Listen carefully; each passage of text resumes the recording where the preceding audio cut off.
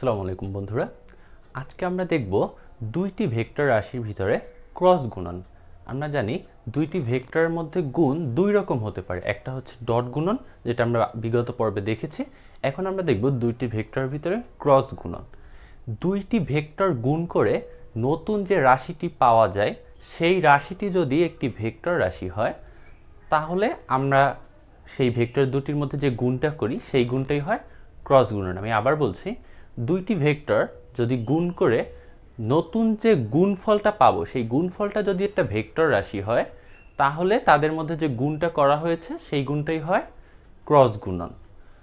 তাহলে আমি যদি বলি এ একটি ভেক্টর এবং বি একটি ভেক্টর, তাহলে তাদের মধ্যে ডট গুণফলটাকে প্রকাশ করা হয় এভাবে লিখে এ ক্রস বি।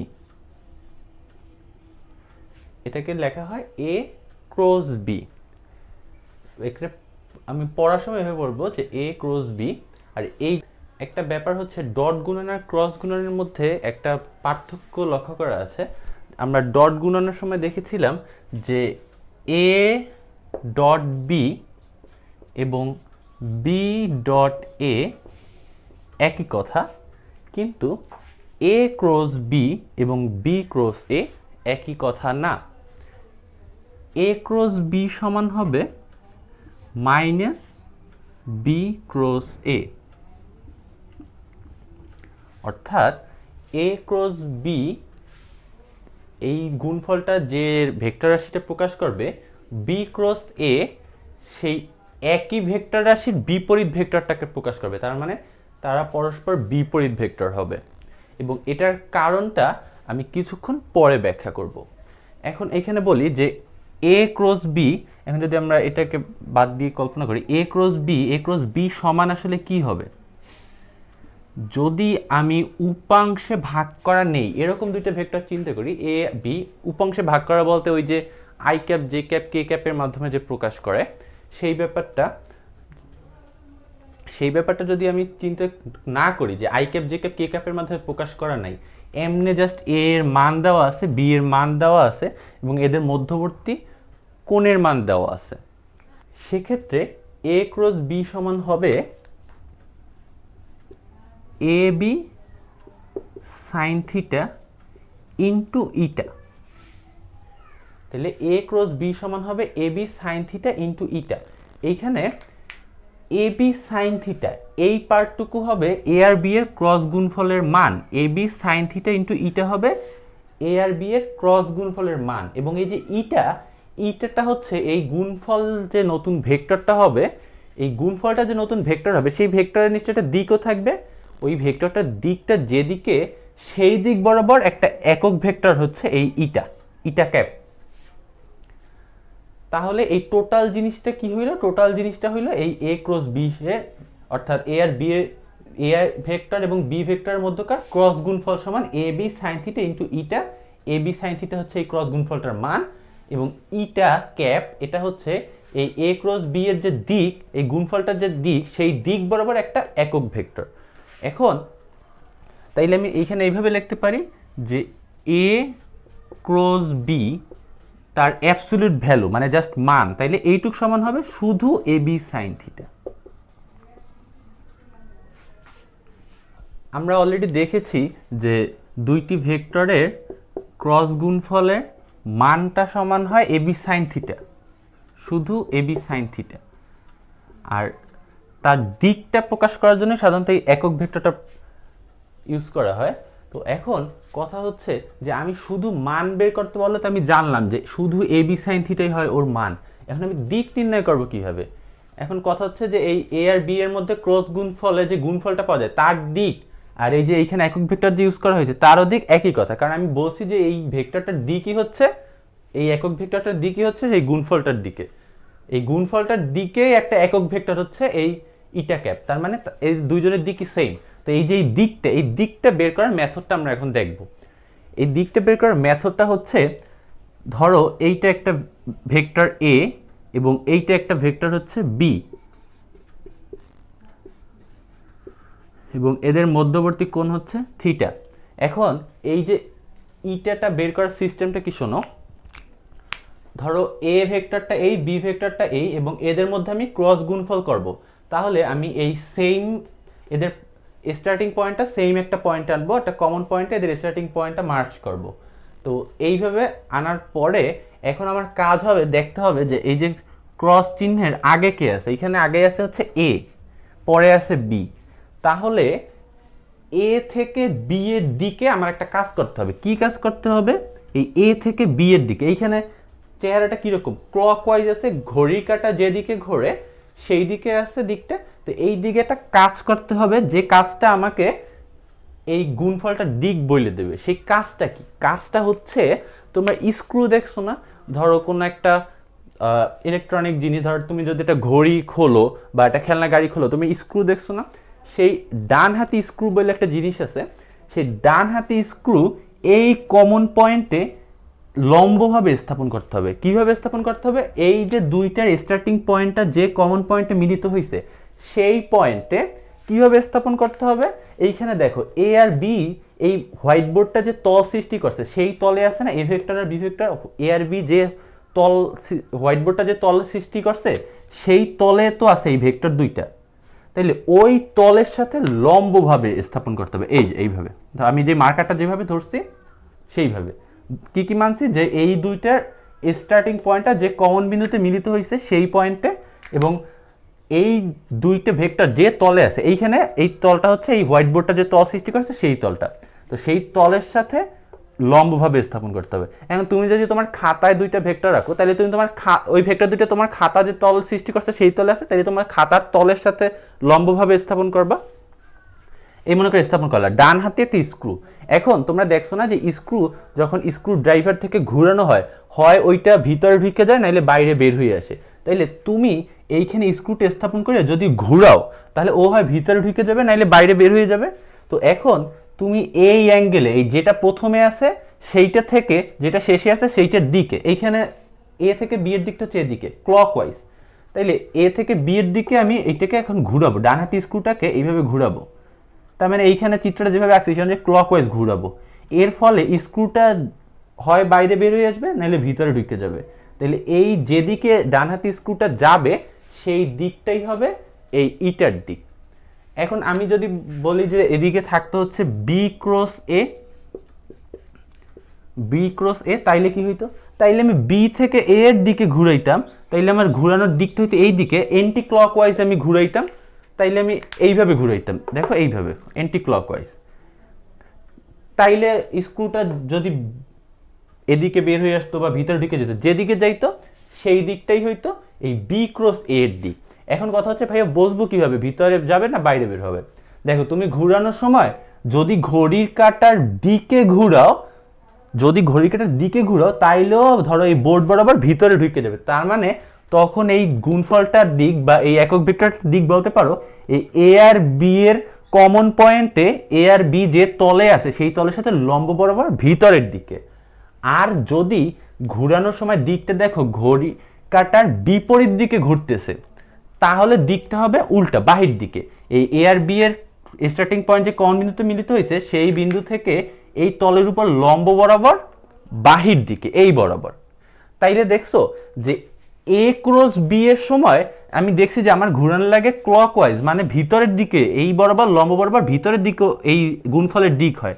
আর বি ক্রস এ করার সময় আমার ঘুরানো লাগে হচ্ছে এন্টি ক্লকওয়াইজ, তখন ওই সেম পয়েন্টে সেম ওই লম্ব বরাবর সেম তলের সাথে লম্ব বরাবর তখন হয় আমার হচ্ছে বাহির মুখে। তার মানে দিক দুইটা পরস্পর উল্টা। বি ক্রস এর সময় আমার এন্টি ক্লকওয়াইজ ঘুরাইছি দেখে বাহির দিকে আসছে, আর এ ক্রস বি এর সময় আমি ক্লকওয়াইজ ঘুরেছি দেখে ভিতরের দিকে গেছে, মানে দিকটা পুরোপুরি উল্টা। তাইলে দেখো কিন্তু দুইজনের ক্ষেত্রে মান কিন্তু সেম, এ বি সাইন থিটা, তার মানে এরা মানে সমান এবং সেম সেম রাশির মধ্যে গুণ করা হয়েছে দেখে এরা একই ধরনের রাশি, কিন্তু এদের দিক সম্পূর্ণ বিপরীত। এর জন্য একটা আর একটার বিপরীত ভেক্টর। এর জন্যই আমরা লিখতে পারি এ ক্রস বি সমান মাইনাস বি ক্রস এ, কারণ একটু আগে আমরা দেখলাম যে একটা আর একটার বিপরীত ভেক্টর হয়, এর জন্য আমরা এইটা লিখতে পারি এ ক্রস বি সমান মাইনাস বি ক্রস এ। এখন আমরা দেখব আয়ত একক ভেক্টর সমূহের মধ্যে ক্রস গুণফল করলে কি ঘটনাটা ঘটে। আয়ত একক ভেক্টর কোনগুলো? ওই যে i cap, J cap, K cap, এই যে ত্রিমাত্রিক কার্তেশীয় স্থানাঙ্ক ব্যবস্থার এক্স ওয়াই জেড এর অক্ষের ধনাত্মক দিক বরাবর যে তিনটা একক ভেক্টর নিয়েছিলাম, I cap, J cap, K cap, এগুলো হচ্ছে আয়ত একক ভেক্টর। এগুলোও তো ভেক্টর, হোক না সে একক ভেক্টর বা কোনো একটা নির্দিষ্ট দিক বরাবর, কিন্তু ভেক্টর তো, তাইলে এদের মধ্যেও ক্রস গুণ করা যাবে। করিয়ে দেখি যে তাহলে আমি কি পাই। হ্যাঁ, তো দেখো i cap cross i cap, আমি আগে তোমাদের কি হবে সেইটা দেখাই, তারপর দেখাবো কেন হবে। এই যে সেম সেম জিনিস যদি তুমি গুণ করো, ধরো I cap cross i cap, J cap cross J cap বা কে ক্যাপ ক্রস কে ক্যাপ, তাইলে আমি একটা নাল ভেক্টর বা শূন্য ভেক্টর পাবো। এটা কেন হয় জানো?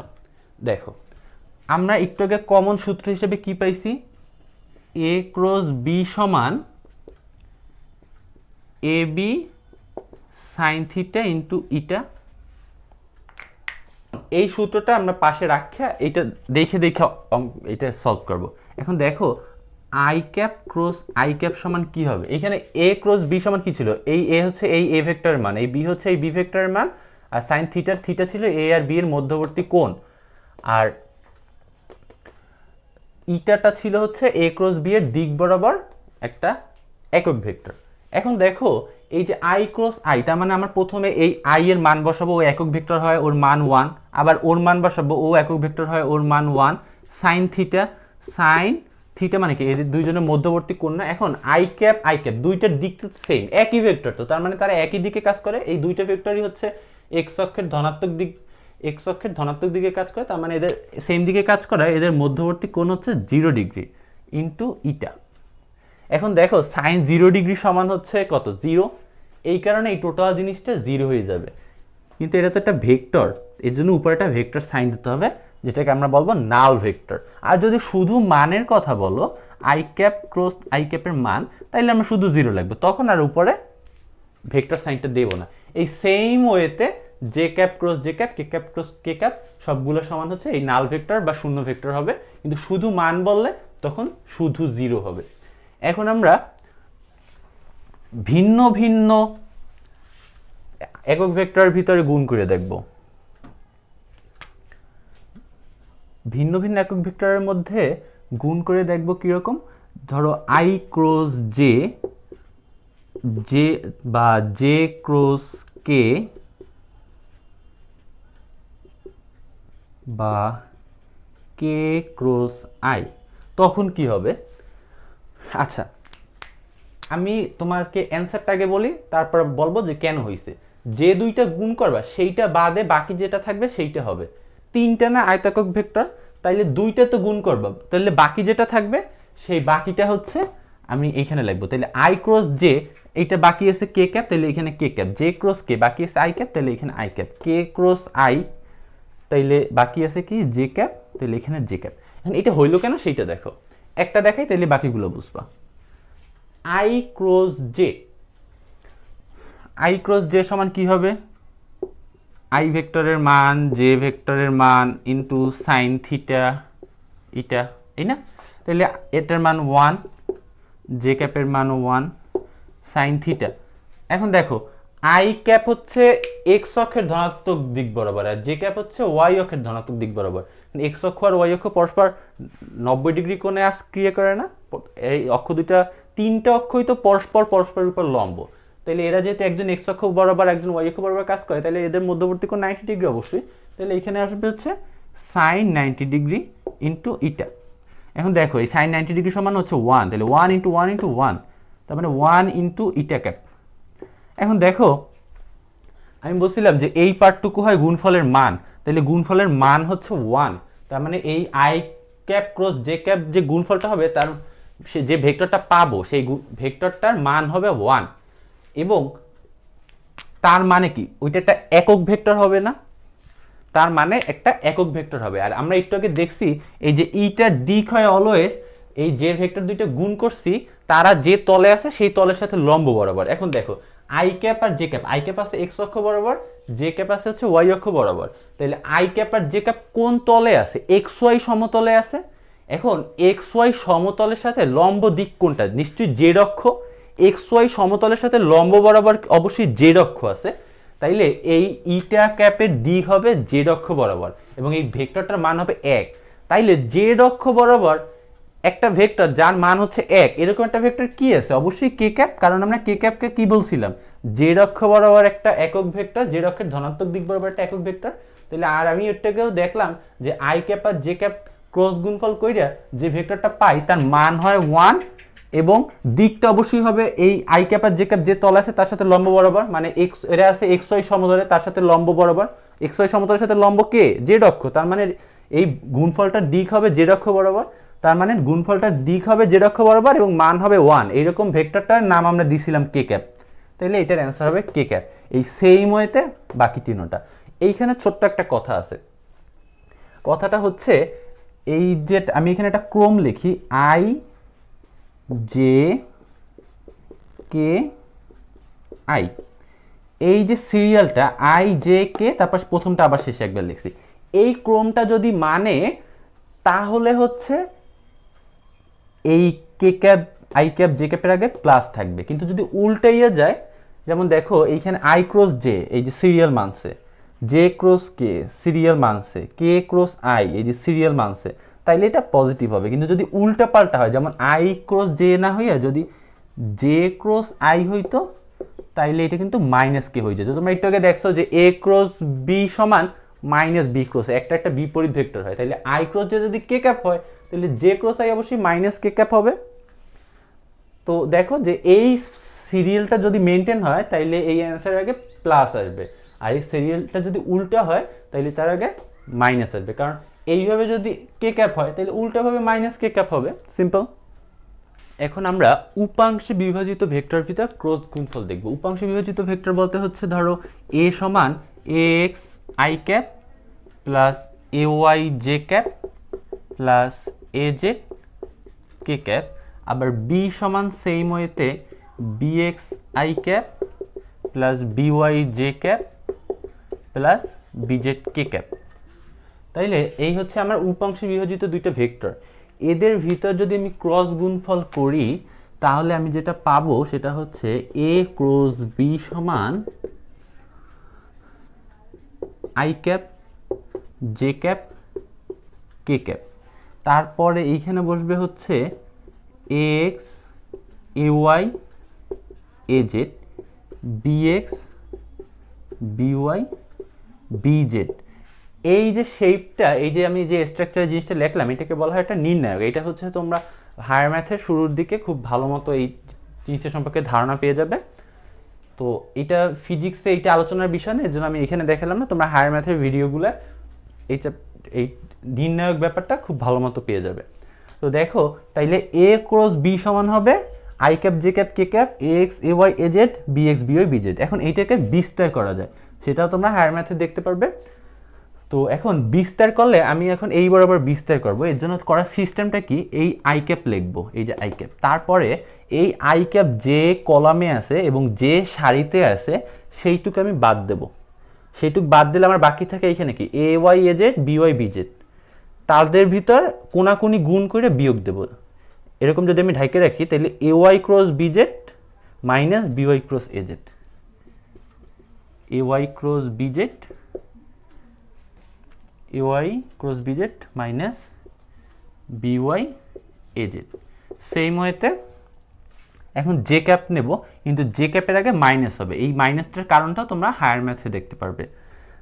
মাইনাস জে ক্যাপ নেওয়ার পরে এটা মাইনাস হওয়ার কারণ হায়ার ম্যাথের তোমার ফার্স্ট পেপারে ফার্স্ট চ্যাপ্টারটা ভিডিও যখন দেখবে তখন এটা ক্লিয়ার হয়ে যাবে। তাহলে এখন এই জে ক্যাপটা আছে এই সারিতে এবং এই কলামে, তাহলে এই সারি আর এই কলাম বাদ, বাকি থেকে এ এক্স বি এক্স আর এই এ জেড বি জেড। তাহলে এদের মধ্যে ক্রস গুণ করে বিয়োগ দেবো, A X into B Z minus B X into A Z. তাহলে A X B Z minus B X into A Z. তারপরে আবার কি করব, প্লাস কে ক্যাপ, এই যে কে ক্যাপ। এখন ও এই কলামে আছে এই সারিতে আছে, এইটা বাদ, এই যে A X B Y minus B X A Y, A X B Y minus B X A Y. আমার কাজ শেষ। এইটাই হচ্ছে উপাংশে বিভাজিত দুইটা ভেক্টর ক্রস গুণফল। এখন তুমি যদি বলো যে ভাই এখানে যদি মান দেওয়া থাকতো, আপনি তো প্রতীক হিসেবে কয়টা অ্যালফাবেট লেখছেন, মান দেওয়া থাকলে কি হইতো, তুমি এইখানে সেই মানগুলো বসাই দিতা, ডিজিটগুলো বসাই দিতা, তাহলে দেখো তাহলে আই ক্যাপের সহগ হইতে এইটার মান যত তত, জে ক্যাপের সহগ হইতো এই মাইনাসটা বিবেচনা করতা, আর এইটার যে মানটা পাইতে ওই সব মিলিয়ে যত হইতো তত, কে ক্যাপের সহগ হইতো এই পার্টটুকু যত তত। তো এইভাবে খুব সহজেই উপাংশে বিভাজিত ভেক্টরের ক্রস গুণফল বের করে ফেলা যায়। এখন যদি তোমার কেউ গুণফলের মান জানতে চায় তখন তুমি কি করবা, তখন এই যে আমরা কি জানি যে কোনো একটা ভেক্টর যদি উপাংশে বিভাজিত থাকে তাহলে আমরা তার মান বের করি কিভাবে, রুট ওভার আই ক্যাপের সহগ স্কোয়ার ওয়াই ক্যাপ জে ক্যাপের সহগ স্কোয়ার প্লাস কে ক্যাপের সহগ স্কোয়ার। তাহলে এই যে এইখান থেকে তুমি এই গুণফল যে ভেক্টরটা সেই ভেক্টরটা পাই যাইতে না, তখন এই আই ক্যাপের সহগটা জে ক্যাপের সহগটা কে ক্যাপের সহগটা নিয়ে এসে এখানে বসাই দিতা, তাইলে যে মানটা পাইতা সেই মানটাই হইতো এই ক্রস গুণফলের মান। এখন আমরা দেখব সমান্তরাল ভেক্টরের ভিতরে ক্রস গুণফল করলে কি হয়। মনে করি এ এবং বি দুইটা ভেক্টর যারা পরস্পর সমান্তরাল, এখন তাদের মধ্যে আমি যদি ক্রস গুণফল করি তাহলে কি হবে দেখো, এ ক্রস বি সমান কি দেখছি আমরা, A B sine theta into eta. এখন দেখো যে কারণে i cap cross i cap J cap cross J cap K cap cross K cap সমান শূন্য হয়েছিল, সেই কারণেই এ ক্রস বি শূন্য হয়ে যাবে। ওরা শূন্য হয়েছিল কেন, ওদের দিক ছিল একই দিকে, মধ্যবর্তী কোণ ছিল 0 ডিগ্রি, তাহলে ওরাও যদি পরস্পর সমান্তরাল হয় তাহলে আমি এইখানে সাইন থিটার জায়গায় 0 বসাবো অবশ্যই, তাহলে এই সাইন 0 ডিগ্রি সমান 0, এই কারণে জিনিসটা গুণ হয়ে 0 হয়ে যাবে, তখন এই এ বি সাইন থিটার মান 0 হবে, তার মানে ওর মান হবে 0।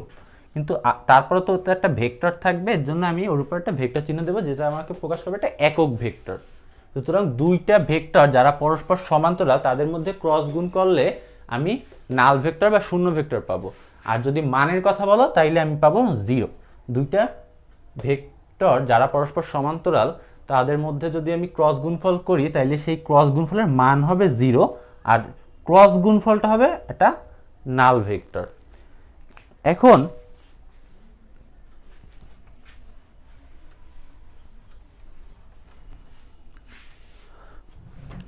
উল্টোভাবে বলি যে যদি দুইটি ভেক্টরের ক্রস গুণফল শূন্য হয়, দুইটা ভেক্টরের ক্রস গুণফল শূন্য হওয়া মানে কি, এ বি সাইন থিটা, আমরা ধরো বিবেচনা করলাম যে মানটা নিয়ে, ধরো দুইটা ভেক্টরের ক্রস গুণফলের মানটা যদি শূন্য হয় তার মানে কি এ বি সাইন থিটা সমান শূন্য হওয়া। এখন দেখো যদি এরা নিজেরা কেউ শূন্য না হয়, এ এবং বি এরা নিজেরা ধরো কেউ শূন্য না, এদের নিজস্ব একটা শূন্য বাদে অন্য কোনো মান আছে, তখন আমি নিশ্চিতভাবে বলতে পারি সাইন থিটা নিশ্চয়ই 0 ছিল, এর জন্যই গুণফলটা 0 হয়েছে।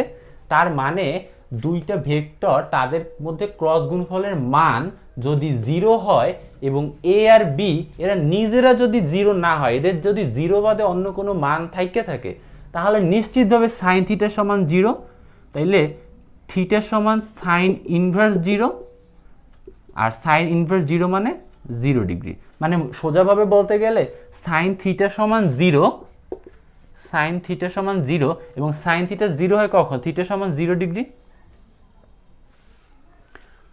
অথবা এরা যদি একই দিকে কাজ না করে পরস্পর বিপরীত দিকেও কাজ করে তাইলে কি হবে, এদের মধ্যবর্তী কোণ 180 ডিগ্রি, তাইলে তুমি যদি এইখানে সাইন 180 ডিগ্রি নাও তাইলেও কিন্তু 0 হবে। তার মানে থিটা সমান 0 ডিগ্রি হইতে পারে 180 ডিগ্রি হইতে পারে, কিন্তু যে দিকেই হোক এরাও যেমন সমান্তরাল আবার এরকম পরস্পর বিপরীত দিকে কাজ করে, এটা তো সমান্তরাল, আলটিমেটলি সমান্তরাল তো থাকে, তার মানে সমান্তরাল হইলে 0 হবেই। একই দিকে হইলে সাইন 0 ডিগ্রি সমান 0, বিপরীত দিকে হইলে সাইন 180 ডিগ্রি সমান 0। সুতরাং যদি দুইটা ভেক্টরের ক্রস গুণফলের মান 0 হয় এবং এরা নিজেরা কেউ 0 না হয় তাহলে নিশ্চিতভাবে এরা পরস্পর সমান্তরাল।